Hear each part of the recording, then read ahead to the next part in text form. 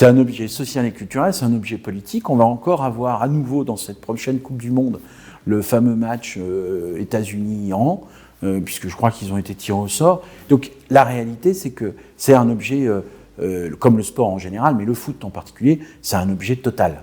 C'est évidemment une compétition, un sport, mais c'est une culture, c'est un imaginaire, c'est de la politique, c'est de la géopolitique. Et donc, évidemment que dans notre capitale européenne, la question du sport, la question donc du football, la question du rugby, la question des sports en général, va être pleinement posée.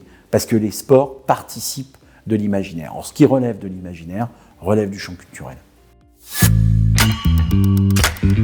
Oui, absolument. Et, en fait, ce sont des artisans du football et donc c'est des métiers d'art. Donc, évidemment, il y a des pratiques, des connaissances, et puis il y a des gens dont on voit bien qu'ils sont un peu au-dessus de tout le monde. C'est un peu ce génie créatif, et ça, oui, c'est des artistes, on s'en doutait.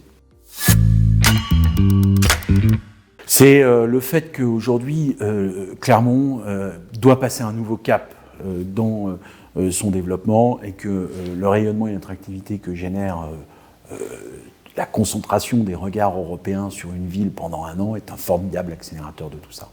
C'est aussi parce que nous sommes dans le Massif central, une métropole qui polarise tout ce territoire et donc on doit jouer un rôle de géopolitique, de leader, mais d'un leader bienveillant qui permet de dialoguer entre le monde urbain et le monde rural. Puis enfin, on a vécu une transformation. On a été une ville de production, une ville ouvrière, une ville de col bleu. Aujourd'hui, on est une ville tournée vers la création, le savoir, les hautes valeurs ajoutées, une ville de chercheurs, de col blanc. Et donc, du coup, je pense que Clermont a quelque chose à dire en Europe sur le fait qu'il y a des nouveaux territoires qui sont des centres culturels et artistiques reconnus, en dehors des grandes capitales de nos États. Et donc, voilà pourquoi je pense que c'est la bonne opportunité dans notre histoire de candidater sur cette candidature. Les grandes lignes, c'est la question aujourd'hui de la jeunesse, la question de, la place des cultures de l'Europe sur le territoire clermontois, la question du développement durable et les enjeux de durabilité, c'est-à-dire qu'il n'y ait pas un effet JO, mais qu'au contraire, ça continue à vivre après 2028. Ça, c'est les axes que la Commission européenne, il y en a quelques-uns d'autres, mais je ne veux pas être trop long. Les grandes dates, c'est 1er décembre 2022, nous rendons notre dossier, il doit faire 63 pages. Au printemps, il y a 9 villes aujourd'hui candidates. Au printemps, la Commission va choisir de garder 3 finalistes. Ces 3 finalistes vont devoir faire à nouveau un dossier, cette fois de 100 pages, plus précis, plus complet.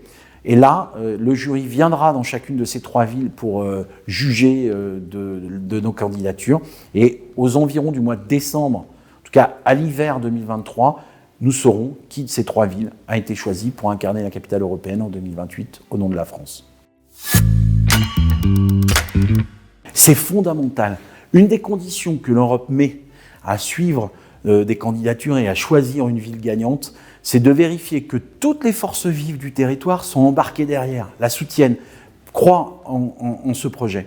Et donc vous êtes une de ces forces vives, dans un champ plus de sport, dont certains esprits un peu rétrécis pourraient imaginer que vous êtes les plus éloignés de cette dynamique. Au contraire, non, vous en êtes pleinement participants au regard de ce qu'on a dit, c'est-à-dire qu'on est aussi dans un art et dans des pratiques culturelles, tout en étant dans des pratiques sportives. Et donc vous êtes associés avec nous, vous nous soutenez. En vous soutenant, vous nous rendez plus forts et vous rendez encore plus crédible de notre candidature. Donc merci au Clermont Foot et à toute son équipe, et aux joueurs et à l'entraîneur.